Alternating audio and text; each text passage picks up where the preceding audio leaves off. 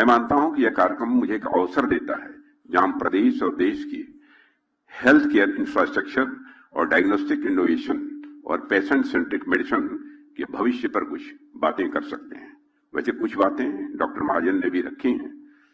और साथियों, इस अवसर को केवल एक नई बिल्डिंग या एक नई लैब के ओपनिंग के रूप में नहीं देखा जाना चाहिए।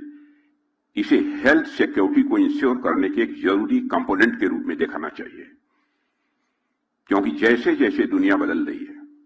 और वैसे वैसे लोगों का खान पान और रहन सहन भी तेजी के साथ बदलता जा रहा है और ये बदलाव कई बार बीमारियों को भी जन्म देता है। इस सच्चाई को भी हमको स्वीकार करना पड़ेगा और वैसे भी किसी भी बीमारी का ट्रीटमेंट शुरू करने से पहले हमें बीमारी की सही पहचान या आवश्यक होती है और बिना सही डायग्नोसिस के सही ट्रीटमेंट किसी भी सूरत में संभव है ही नहीं। अर्ली डिटेक्शन के बिना कई बीमारियां समय के साथ कॉम्प्लेक्स और बहुत ही डेंजरस भी होती हैं और ऐसे में डायग्नोस्टिक सेंटर हेल्थ केयर की पहली लाइन ऑफ डिफेंस के रूप में सामने आते हैं। डिफेंस इस वर्ड का प्रयोग मैं इसलिए कर रहा हूं कि मैं स्वयं डिफेंस मिनिस्टर हूं और आज शुरू हो रहा यह सेंटर भी इसी प्रकार बीमारियों का अर्ली डिटेक्शन करके हमें समय पर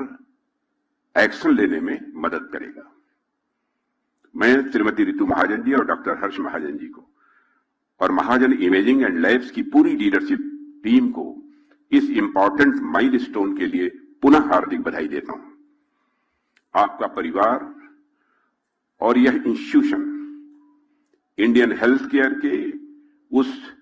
ट्रेल ब्लेजर्स में से है जिन्होंने हमेशा समय से आगे सोचने का काम किया है।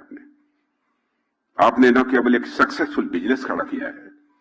बल्कि भारत के डायग्नोस्टिक लैंडस्केप को बदलने में भी आपने बहुत ही महत्वपूर्ण भूमिका का निर्वाह किया है।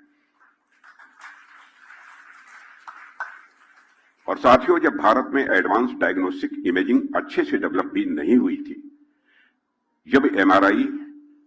सीटी स्कैन जैसी टेक्नोलॉजीज भी लिमिटेड थी, तब आपने देश की पहली प्राइवेट एमआरआई फैसिलिटी में से एक की स्थापना की थी आपने।